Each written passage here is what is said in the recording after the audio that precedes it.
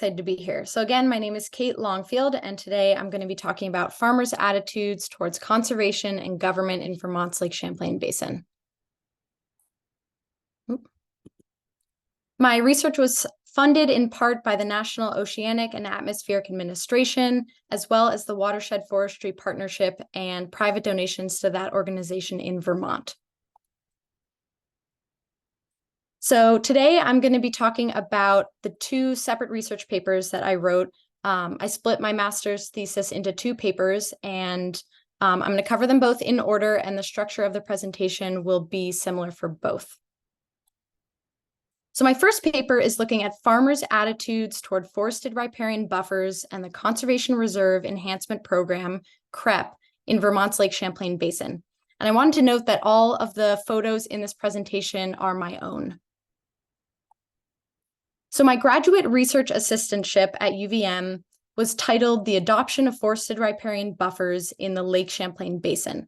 And I had a little bit of flexibility with what I was able to study here, and I was most interested in looking at farmers' adoption of forested riparian buffers and what adoption of this practice really looks like across the basin, or across the Vermont portion of the Lake Champlain Basin. Forested riparian buffers are designated areas of trees, shrubs, and grasses located along waterways. They can be a really effective conservation practice because they have the ability to stabilize stream banks and reduce soil erosion into waterways. They also have the ability to capture pollutants, nutrients, and sediment that from stormwater as it's running off of developed urban or agricultural lands. There is an enormous body of literature on farmers' adoption of conservation practices, and there's also a body of literature on the riparian area management decisions of farmers and landowners. All of these factors have been found to influence farmers' adoption of conservation practices like forested riparian buffers. So from personal values and trusted social networks, all the way down to financial stability and the ability to take on additional risk. Government conservation programs are a resource that farmers can use to implement new conservation practices on their farms if they feel like they may not have the financial stability to do that on their own. Government conservation programs provide farmers with financial and technical assistance to implement new conservation practices on their properties.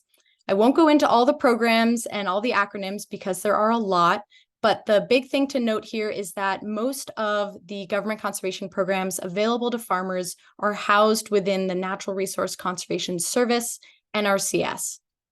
The Conservation Reserve Enhancement Program, or CREP, that I study is an offshoot of the Conservation Reserve Program, or CRP.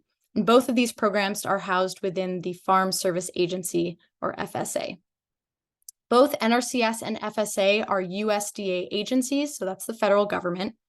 But CREP is a very unique program because it is a state-federal partnership program. So it is partially administered by the Vermont Agency of Agriculture, Food and Markets, VAAFM, I refer to it. So throughout my presentation, I will be referring to these three government agencies and might mention their acronyms, NRCS, FSA, and VAAFM, or the Vermont Agency of Ag.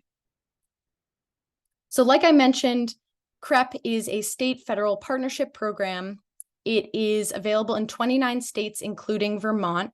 Farmers can voluntarily enroll their land in 15-year contracts in Vermont. In order to qualify, you need to have an adjacent waterway without a buffer present. And CREP is one of the biggest programs that helps farmers implement forested riparian buffers. And I'm not going to go into the specific payments, but farmers receive an upfront payment or a lump sum payment at the beginning of their contract, and then an annual rental payment. And in the questions, I can answer any questions about the specific payments. So I talk about how my research is based in the Vermont portion of the Lake Champlain Basin. I'm sure all of you are familiar with this watershed, but I wanted to just show a visual of the scale. The Lake Champlain Basin is an 8,234 square mile drainage basin with 56% of the land area located in Vermont, 37% of the area located in New York State and 7% in Quebec, Canada. But my research is just focused on the Vermont portion of the basin, which is shown in the visual to the left. So for my research, I wanted to conduct a random sample of dairy, livestock, crop, and vegetable farms. In order to do this, I needed to develop a database or a comprehensive list of all of these farms in the Vermont portion of the basin, which was pretty tricky because, like I said, it's a watershed. So it wasn't following any political boundaries. So I ended up building this database using all publicly available data. And I really relied on the Lake Champlain Basin Atlas in order to make sure all of the farms in the database were actually within the watershed's boundary. It's this interactive map. It's really useful if you haven't checked it out. I contacted 54 farms and conducted 18 interviews and provided farmers with $80 compensation for participating in the interview.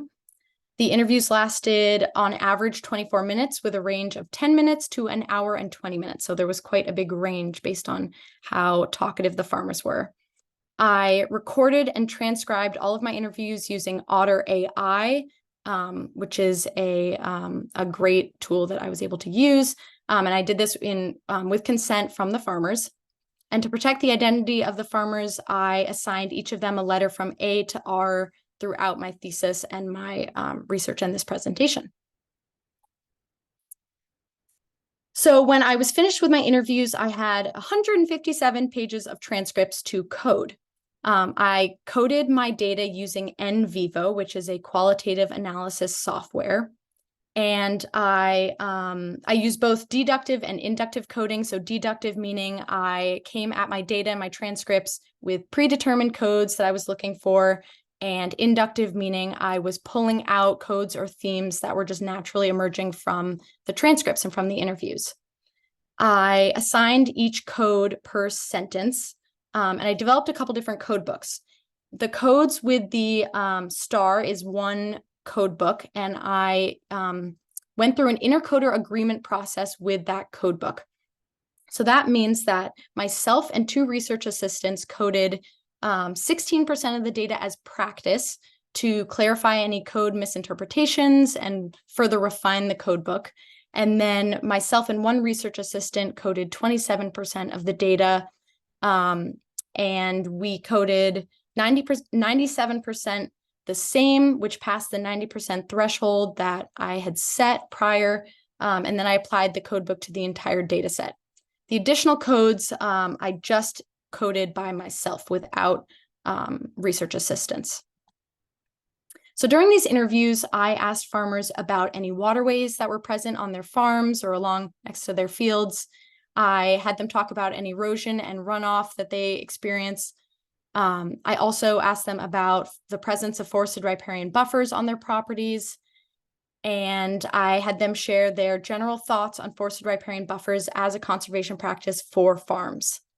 I also asked farms about CREP. So I asked them about their familiarity and enrollment in CREP as a program, as well as their general attitudes or thoughts on CREP and any incentives they might need to enroll, or I basically just had them sort of talk about how they felt about CREP and what might make them enroll. I interviewed 6 dairy, 6 livestock, 3 crop, and 3 vegetable farms, and they were really pretty spread out and distributed across the various subbasins within the Vermont portion of the Lake Champlain Basin. And here I have a list of the various farm sizes based on the Vermont Agency of Agriculture's farm size classifications. I also wanted to note that so half of the farmers were the first generation to farm, and the other half were at least the second generation to farm in Vermont. So here's a visual that compares the 18 farmers' attitudes toward forested riparian buffers and the presence of forested riparian buffers on their properties, so the extent of adoption. The big takeaway, so attitudes is on the y-axis and presence of buffers is on the x-axis. While no numerical values were assigned here, this visual gives you a sense of the range of farmer attitudes based on their responses. So I really just wanted to show this visual because the big takeaway that I got from coding my data was that there was no observed correlation between the positivity of farmer attitudes toward forested riparian buffers and the extent of adoption on their properties. So to give you a sense, out of the 11 farmers with more positive attitudes, so at the top, 5 of the farmers had no forested riparian buffers present on their land, and while 6 did have some extent of buffers. And then of the 7 farmers with more negative attitudes, only 1 didn't have forested riparian buffers on their property, while 6 had some extent of buffers present. So here I'm getting into the specific themes that I was pulling out from my interviews. Practice compatibility was brought up by 9 of the 18 farmers. So this was a really interesting theme that came up. Practice compatibility for these farmers was the fact that many farmers felt like there was a prerequisite needed for buffer implementation on either their farm or farms in general. So, and I have the numbers of farmers. So 5 farmers felt like you needed to be located near a major waterway, or you had to have a major waterway running alongside your fields. 3 farmers felt like you had to have the presence of like sort of a resource concern, a substantial resource concern, like major erosion. And 1 farm noted that just large farms in general need to have buffers. But I have some quotes here. So these are 2 quotes of farmers who felt like their waterways were too small to justify implementing forested riparian buffers. So I'll give you a second to read those.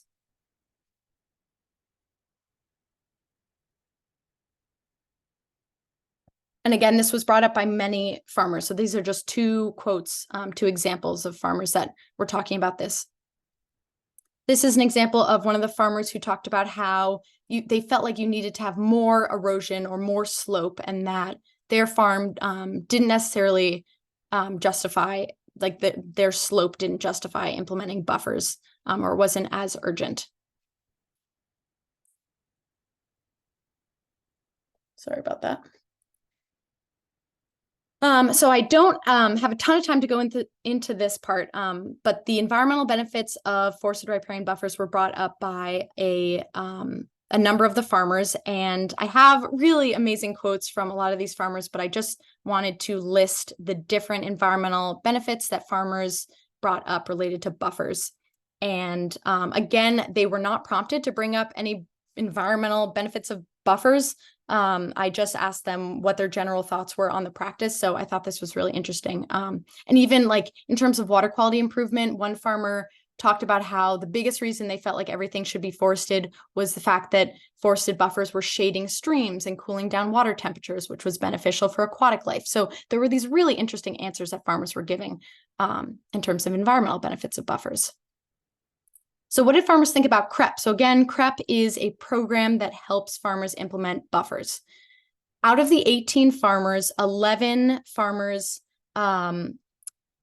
knew or like had some experience with CREP or knew about CREP, but only 1 farmer had enrolled in CREP, and only 1 farmer was potentially interested in enrolling. And there was a pretty big mix of farmers' attitudes toward this program.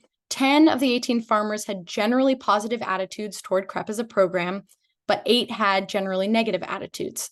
And the reason I'm saying generally positive and generally negative was some of these farmers were sharing positive thoughts and negative thoughts in the same sentence, for example. So there was really a range of farmer attitudes toward CREP. And again, just an example of the farmers, out of the 10 farmers with generally positive attitudes, 8 discussed farmland retirement and the idea of having to take farmland out of production, which was a concern for a lot of these farmers. But again, these were also farmers that were talking about the environmental benefits of this program. So there was really a range. So going back to farmland retirement, this was a really interesting theme that came up. 14 out of the 18 farmers talked about farmland retirement or concerns with taking farmland, pasture or cropland out of production if they were to enroll in a program like CREP. And again, 8 of these farmers that brought this up were actually in favor of the program, but they still felt like this was a concern. So here are some quotes of farmers who were talking about farmland retirement. And again, it goes from some farmers were just thinking of it as a drawback to the program, and others felt like this actually goes against my values as a farmer.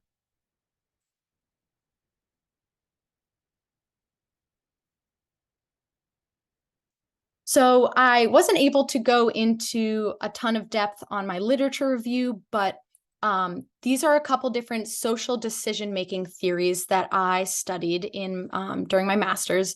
And the big takeaway here is that based on my literature review and based on these theories, I would have expected farmers with more positive attitudes toward forested riparian buffers or towards CREP to have more forested riparian buffers implemented on their property, or to be more likely to enroll in this program.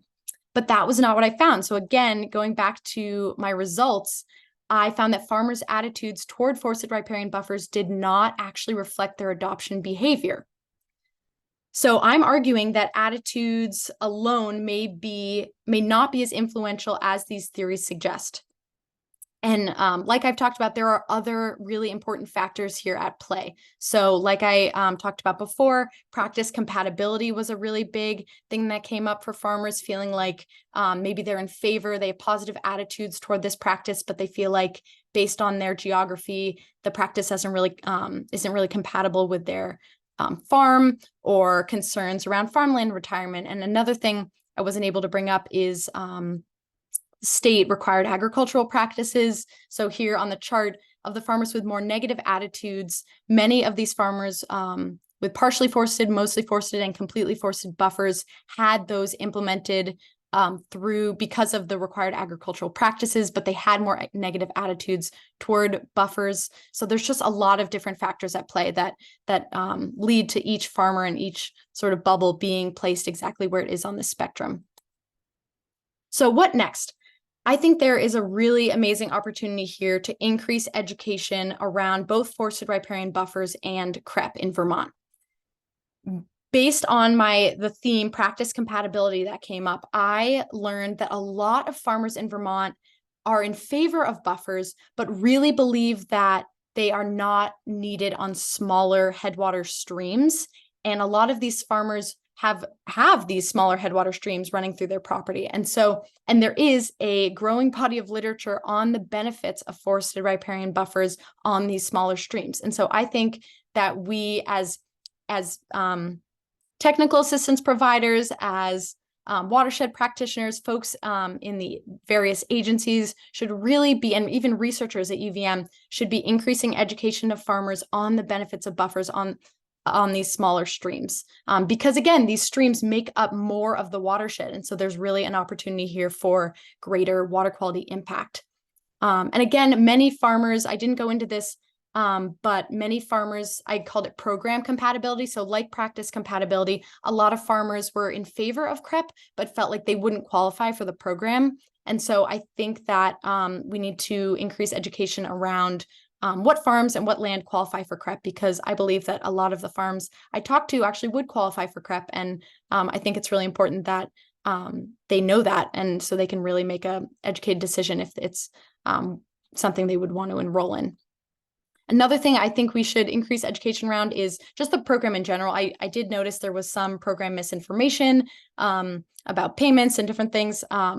And another thing to really emphasize here is for some farms, their riparian area land is their most productive and most fertile land on their farm. And these farmers know it, they can tell.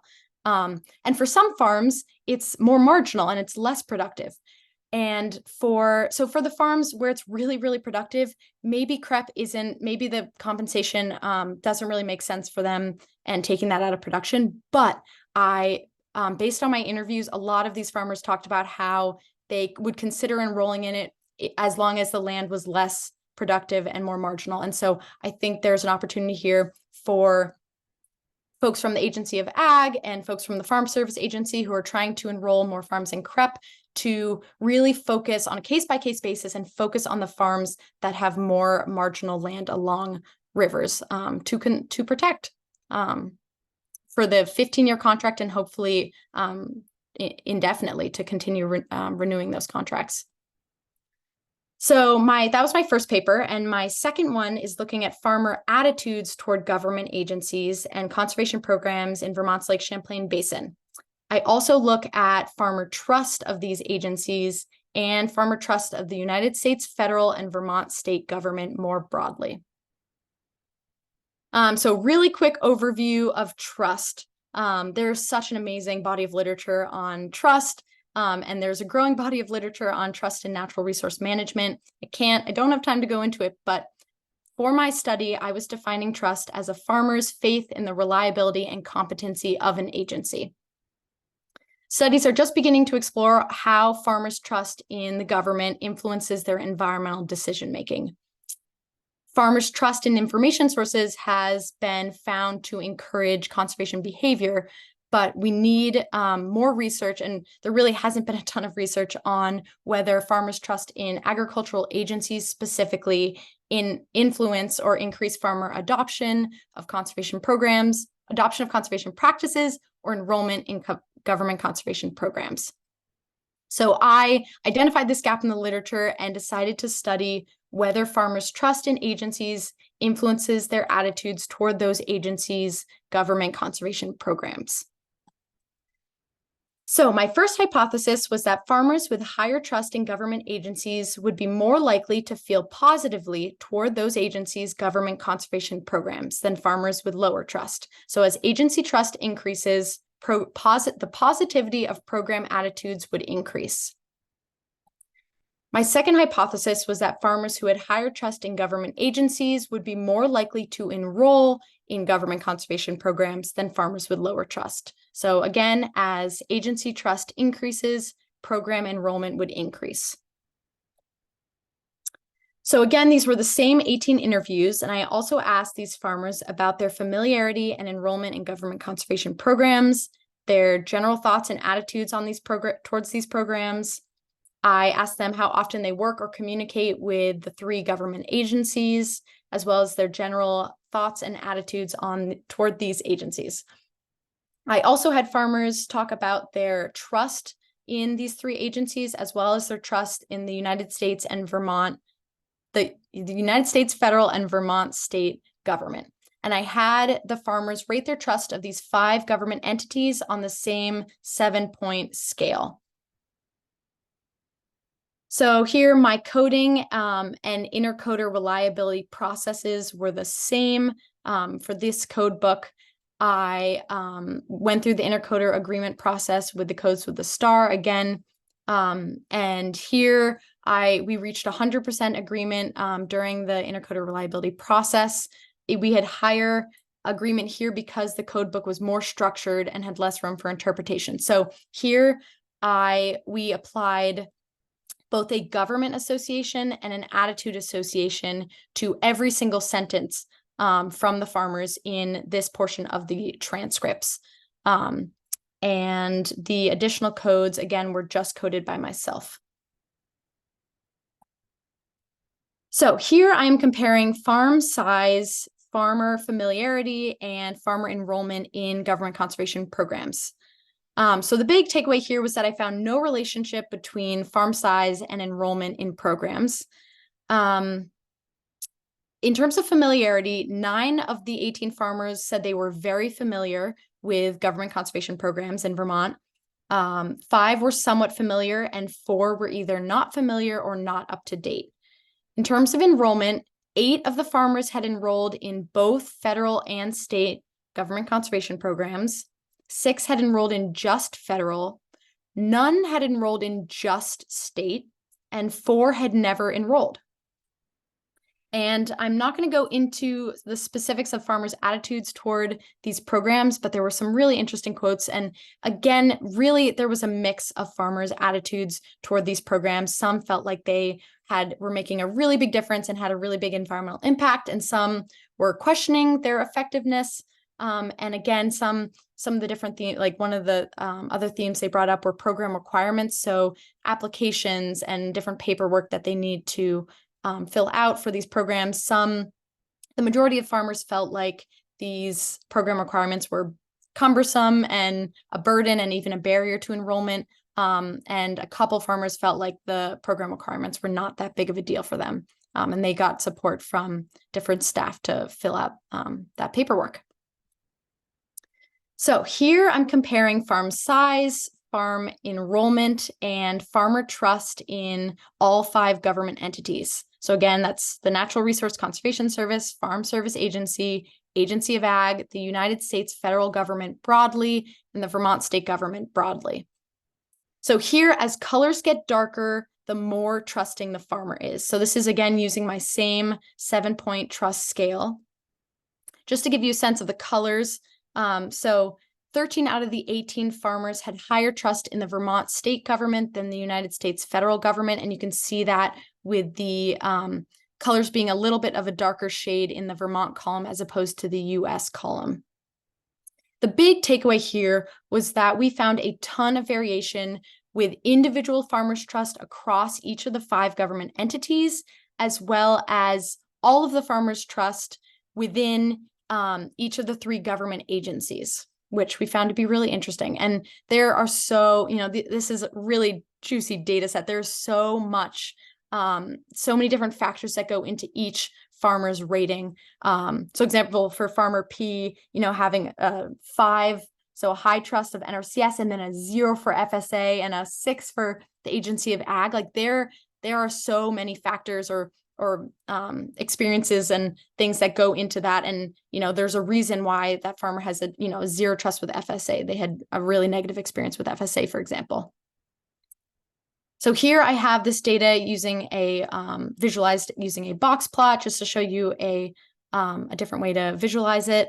Again, farmer trust of the 3 government agencies were pretty similar. You can see the trust of the US government was lower. We did end up finding a significant correlation between farmers' trust in NRCS and FSA, which I think makes sense based on the fact that they are both USDA agencies. But I thought that was interesting.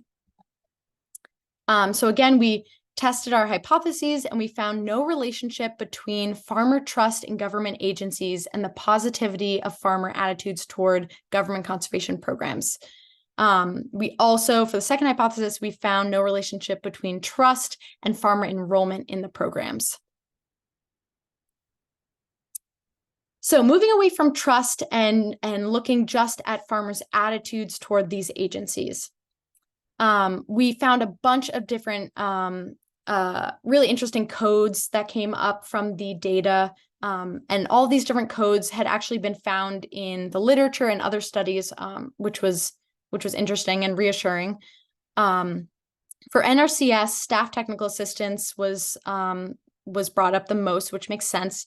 Staff turnover and retention was also a big theme that came up. I'm not going to touch on that theme today, but just to give you a sense of the variation of farmers' attitudes toward NRCS staff technical assistance. So, this first quote, the farmer felt like the staff were really knowledgeable and approachable and helpful, and they'd had positive experiences. And the second quote is an example of a farmer who had more negative experiences with NRCS staff. And again, some farmers shared both positive and negative attitudes toward these agencies. Some farmers didn't share anything. So that is why those numbers are the way they are. For FSA, again, there was a really big variation between farmers of if they had positive experiences or more negative experiences with the agency. The numbers they're smaller because I asked about FSA right after asking about NRCS, and many of the farmers said things like same thing for FSA. So I had less content and fewer quotes to work with here. And I think that also sort of makes sense based on the correlation between the 2 agencies and farmers' trust in those 2 agencies. But again, some farmers felt like the agency had been really helpful, and some felt like they were less effective. For the Vermont Agency of Agriculture, again, staff technical assistance was a really big theme. And I'm also going to touch on state regulations. But here, again, same thing. Some farmers had really positive experiences with staff and with the technical assistance, and other farmers, were sort of questioning whether the staff were knowledgeable or super effective, which I found really interesting. here for state regulations. This was brought up by many farmers. So one farmer, and this is the first quote, felt like the Vermont required agricultural practices or state regulations were important, that they were in place for environmental reasons. And but at the same time, 9 farmers talked about these state regulations in a more negative light. And this second quote I found really powerful. This one farmer, they stated, honestly, I think most farmers would agree they'd rather no water ran through their land anymore. So this farmer was just really burdened and weighed down by state regulations. And you can just hear it, like they talk much more about this, but they just felt like, just even having water running through their land is a burden now because of the state regulations, which I found to be really interesting. So what's next? So I think that my biggest sort of takeaway from this research is that some farmers are working closely with government agencies and their staff, and they are going to talk about how they feel really fortunate to have the support of this staff, both financially and in terms of technical assistance. But they might say they will never fully trust the government, or they'll never fully trust these agencies. On the other end of the spectrum, there are some farmers who are more inclined to trust others and maybe more inclined to trust the government, but they, for whatever reason, they are just not interested in working directly with government agencies. And so it's just really a range. And I ended up finding that trust does not have that much of an influence on farmer adoption of conservation practices and enrollment in programs. So trust may not be as influential as we think that it might be. A lot of these agencies, especially NRCS, are currently working on trust building with farmers, because at the end of the day, it does feel like it should help.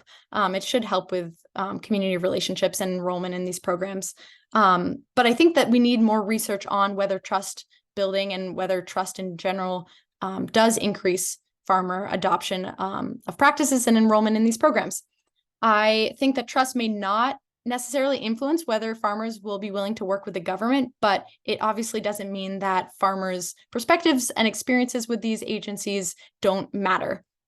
Studies like this, I think, really help to record farmers' perspectives, which are really important to inform and strengthen these conservation programs and increase the adoption of conservation practices across the watershed. So I think it's something we need to keep looking into and working on. And again, these relationships are really important, whether or not trust is a factor.